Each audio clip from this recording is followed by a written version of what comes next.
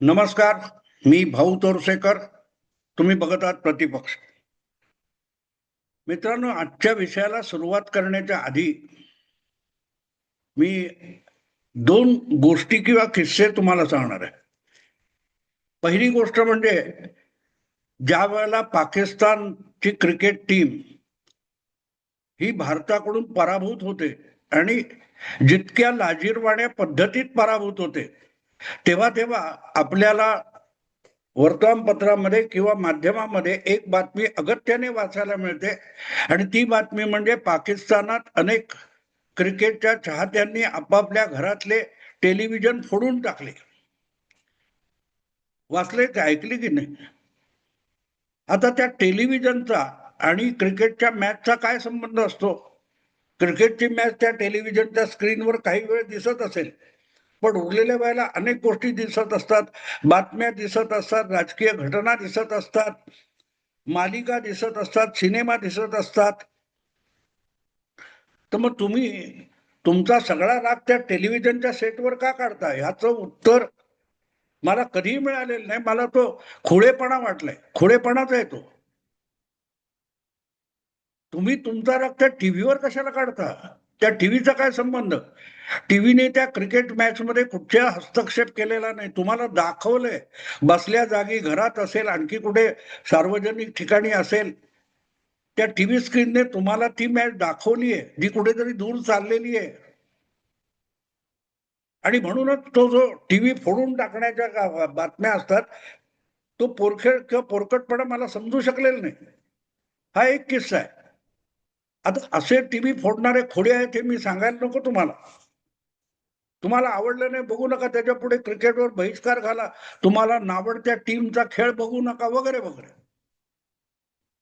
दुसरा किस्सा मित्रांनो जो आहे, तो आहे काल परवा जे ठाकरे बंधूंचं मनोमिलन वगैरे झालं, ते जेव्हा बिनसलं होतं, म्हणजे जवळजवळ 20 वर्षापूर्वी 2005 वगैरे मध्ये राज ठाकरे यांनी अचानक एक दिवस शिवसेना प्रमुख आणि आपले काका बाळासाहेब ठाकरे यांना एक पत्र लिहून अल्टिमेटम दिला होता की तुमच्या भोवती जो बडव्यांचा बाजार बसलेला आहे, त्या बडव्यांनी तुम्हाला तुमच्या अनुयायांपासून, भक्तांपासून दूर ठेवलेला आहे, ते बडवे दूर करा वगैरे, आणि त्यासाठी युअर टाइम स्टार्ट नाव वगैरे, आपकी समय सुरू होत आहे वगैरे.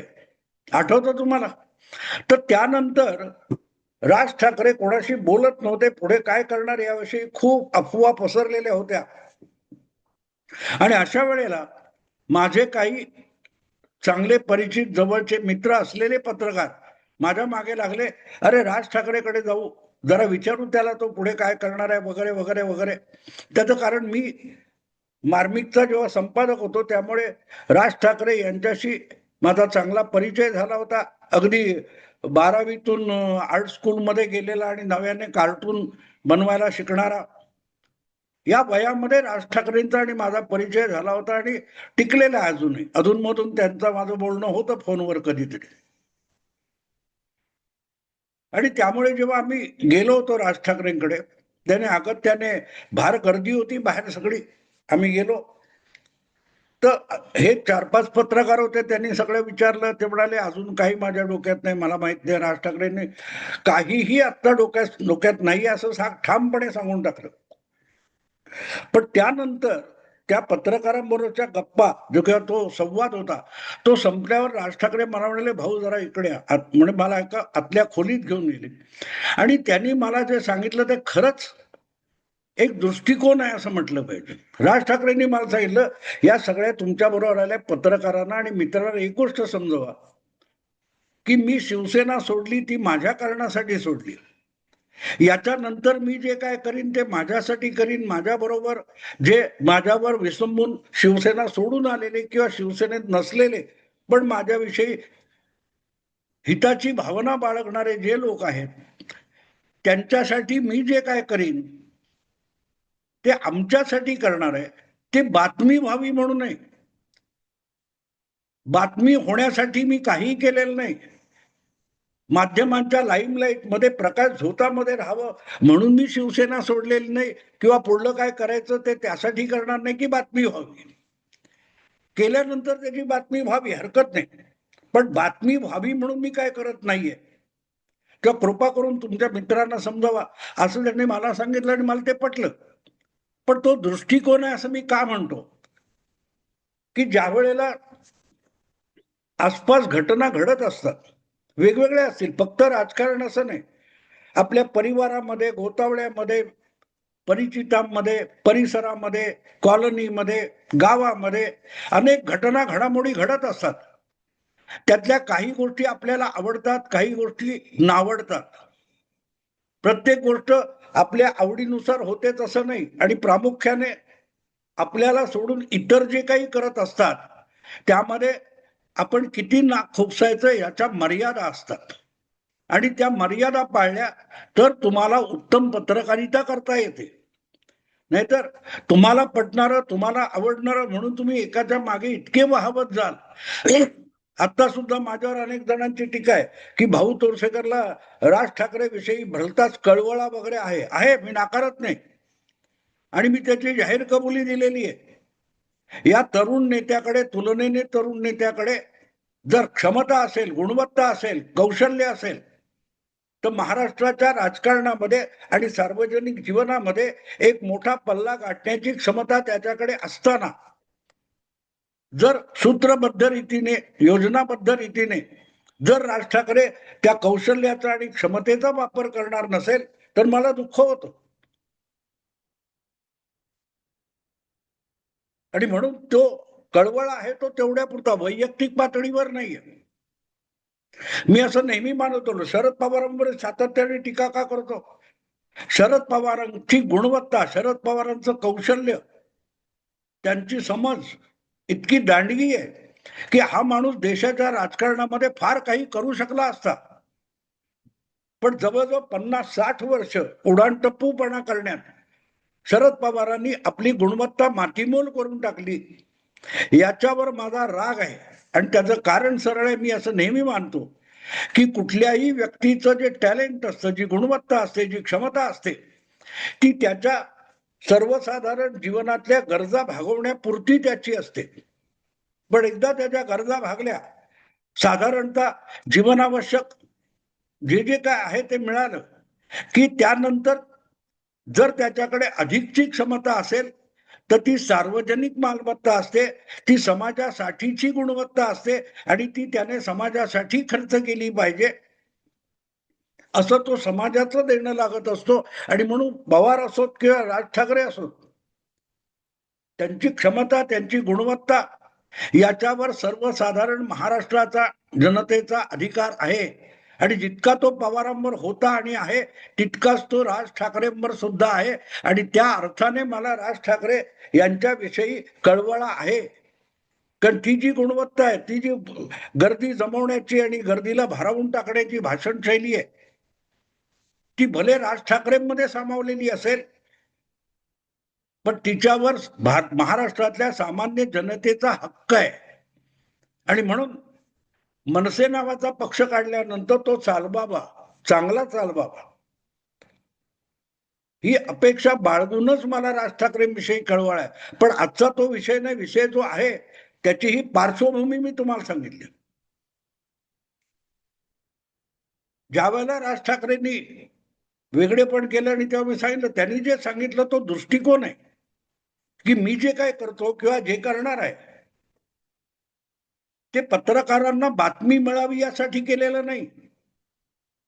कृपा करून हे तुमच्या पत्रकार मित्रांना समजा, आणि त्याच दृष्टिकोनातून, त्याच भूमिकेतून मी आजचा विषय मांडणार आहे. अचानक काल परवा शरद पवारांनी आपल्या पुतण्याबरोबर तडजोडीचा एक पवित्र घेतल्याची बातमी आली, आणि ज्या पद्धतीमध्ये महाराष्ट्रातल्या अनेक पत्रकार हे चक्क सुतकात गेले. नवरा गेल्यावर त्याच्या पत्नीने टाहो फोडावा, किंवा राजा मेल्यानंतर जनानखनातल्या राण्यांनी आपण आता अनाथ पोरक्या झालो म्हणून टाहो फोडावा, तशा पद्धतीत मराठीतल्या अनेक पत्रकारांनी जे काय अरुण्य रुदन सुरू केलेलं आहे ते करुणास्पद आहे.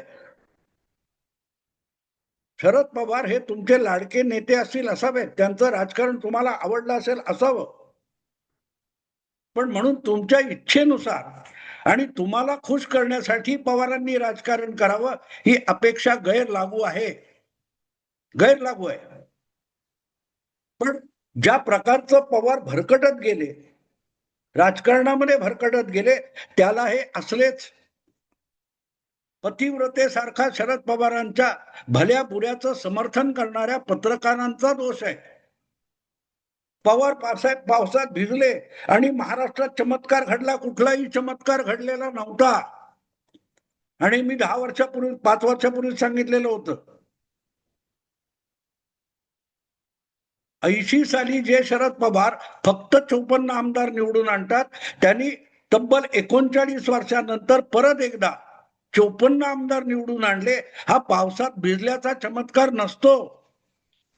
40 वर्ष माणूस राजकारणात आपले पाय रोवून उभा राहायचा प्रयत्न करतो फक्त महाराष्ट्राच्या, आणि त्याला उभं राहता येत नाही. मजल कुठून जाते 54 पासून 54 पर्यंत. आणि बघा हे जे काय खोड्यासारखं वर्णन, अँग्री ओल्ड मॅन अशा शीर्षकाचे लेख लिहिले गेले. पवारांनी युतीला मिळालेल्या यशामध्ये मिठाचा खडा टाकला, विष कालवलं, उद्धव ठाकरेंना आमिष दाखवून फोडले आणि महाराष्ट्रात सरकार आलं. त्याला चोरी, लबाडी, गद्दारी जे काय पाठीत खंजीर खुपसणं म्हणतात, त्याला धूर्तपणा, मुत्सद्देगिरी म्हणत नाहीत. आणि जर ती पवारांची मुत्सद्देगिरी असेल तर मग शिवसेना फोडणं, पवारांची राष्ट्रवादी फोडणं, आता निवडणुकीच्या काळात उरलेल्या सगळ्या पक्षांमधले होतकरू उमेदवार भाजपने फोडले, त्याचंही कौतुक त्याच पत्रकारांनी केलं पाहिजे. 2019 मध्ये महाविकास आघाडीचं नियोजन करणं, आयोजन करणं आणि जे काय केलं त्याचं कौतुक करणाऱ्यांना आज पवार जे काय वागतायत त्याच्याविषयी दुःख व्यक्त करण्याचा काडीचाही अधिकार नाही. पण पतिव्रतेपेक्षा अतिव्रता झालेले असे पत्रकार हे पवारांच्या सगळ्या छंदी फंदीपणावर जनानखान्यातल्या राण्या असतात तितक्या निष्ठेने वागत आले. त्यांना आज धक्का बसलाय. कारण असं झालं की पवार नेहमी ड्रामा करत आले, नाटक करत आले, डावपेच खेळत आले. अजितदादा फुटल्यानंतर सुद्धा त्यांनी असाच डाव खेळला. आणि मग आता तलवार उपसून 80 वर्षाचा माणूस मैदानात उभा ठाकलेला आहे म्हणून या सगळ्या जनानखान्यातल्या राण्या अगदी गरबा नाचायला लागल्या होत्या, दांडिया नाचायला लागल्या होत्या. पण आता तेच पवार आपल्या पुतण्याबरोबर, अजितदादा बरोबर, भाजपा सोबत गेलेल्या अजितदादा बरोबर महापालिकांच्या निवडणुकांच्या निमित्ताने तडजोड करताना दिसले. किंवा होणार अशी नुसती बातमी आली तरी या सगळ्या जनानखान्यातल्या राण्या रडकुंडीला आलेल्या आहेत.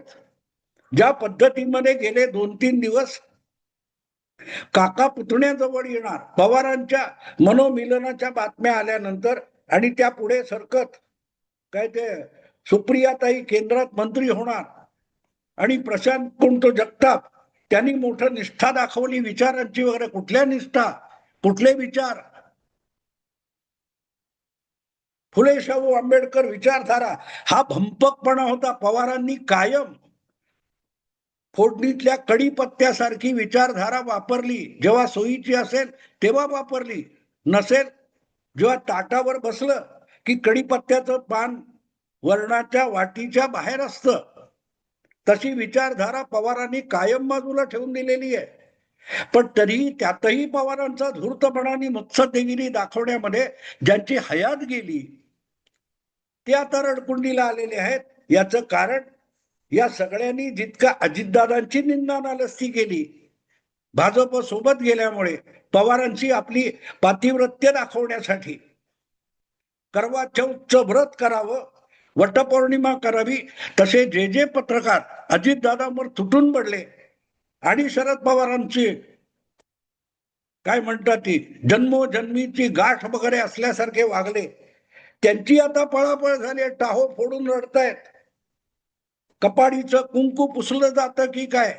याचं कारण, जर अजितदादा आणि पवार गट एकत्र आले तर त्याचं नेतृत्व आणि सगळी सूत्र ही अजितदादांकडे जाणार आणि आपल्या मुलीला केंद्रात मंत्रीपद मिळावं एवढ्यासाठी शरद पवारांनी ही पुतण्याबरोबरची तडजोड आरंभलेली आहे. हे या सगळ्या जनानखान्यातल्या राण्यांचं दुखणं आहे.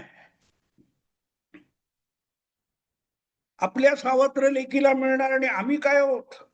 आम्ही नुसत्याच जनानखान्यात कोंडलेल्या राण्या. हे जे दुखणं आहे काय आहे मित्रांनो? हा, शरद पवार कधी 2014च्या, मी आठवतो, मी एबीपी माझा या चॅनेलवर 2014 विधानसभेचे निकाल लागत होते तेव्हा बसलेला होतो. बरेच पत्रकार होते. प्रसन्न जोशी, राजू खांडेकर, तुमचे अविनाश धर्माधिकारी, प्रवीण बर्दापूरकर हे साक्षीदार आहेत. मी त्यांच्याच घोक्यात बसलेला होतो. लाईव्ह ते निकाल येत होते आणि निकाल पूर्ण होण्याच्या आधी शरद पवारांनी परस्पर भारतीय जनता पक्षाला महाराष्ट्रात सरकार बनवण्यासाठी पाठिंबा दिला. आणि मला आठवतं, आता भाजप पवारावलंबी झाला असा शब्द मी तेव्हा वापरला होता. तेव्हा या सगळ्या जनानखान्यातल्या राण्या कुठली काकणं फोडून भिंतीवर डोकं आपटत होत्या का? नाही. पवारांची चतुराई. मग अचानक बाजूला झाले आणि भाजपने जेव्हा फुलकावण्या द्यायला सुरुवात केली तेव्हा देवेंद्र फडणवीसांनी सरळ उद्धव ठाकरेंना कारण घातलं आणि उद्धव ठाकरेंच्या 63 आमदारांना सोबत घेऊन 5 वर्ष देवेंद्र फडणवीसांनी सरकार चालवलं. तेव्हा पवारांनी तुमच्या विचारधारेचा कढीपत्ता फोडणीत टाकला होता आणि 2 महिन्यामध्ये वर्णाच्या वाटीतून उचलून बाहेर टाकला होता. ज्या दिवशी पवारांनी निकाल पूर्ण होण्याच्या आधी 2014 मध्ये भाजपला पाठिंबा दिला तेव्हा फुले शाहू आंबेडकर विचारांचं काय झालं होतं? तडतडत होता. उकळत्या तेलामध्ये पडलेले कढीपत्त्याची पानं जशी तडतडतात तसं पवारांच्या त्या पाठिंब्याने फुले शाहू आंबेडकर या विचारधारेची तडफडाट झाला नव्हता. आणि झाला असेल तर या सगळ्या राण्या तेव्हा का रडल्या नव्हत्या? त्याचं कारण असं आहे की आता पवार उतार वयात आहेत, त्यांना परत नव्याने उभारी घेता येणार नाही, झेप घेता येणार नाही आणि सगळीच्या सगळी पवारी संस्था, संघटना आणि त्यांचा जो व्याप आहे त्याची सगळी सूत्र अजितदारांकडे जाणार आणि तो आपल्याला जनानखान्यात तरी ठेवेल का हाकलून लावेल याच्या वेदना आहेत. विचारधारा ही फक्त दाखवायचे दागिने आहेत, बेगडीचे दागिने आहेत.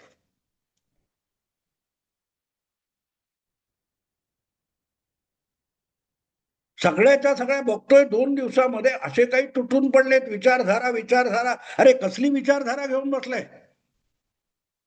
दर 3 वर्षांनी, 2 वर्षांनी किंवा 4 महिन्यांनी चॅनेल बदलणारे, वर्तमानपत्र बदलणारे, पक्ष बदलणाऱ्यांवर हे करतात आणि पवारांवर ठपका ठेवतात. हमारी बिल्ली हमसे म्याव. असं मुद्दा इतकाच आहे की पवारांनी तुमच्यासाठी पक्ष काढला नाही की चालवला नाही. पवार तुमच्यासाठी राजकारण करत नाहीत. जे काय तुकडे अंगावर फेकतात त्याच्यावर जगा, त्यापेक्षा पवारांवर मालकी सांगू नका. तो अधिकार नाहीये तुम्हाला.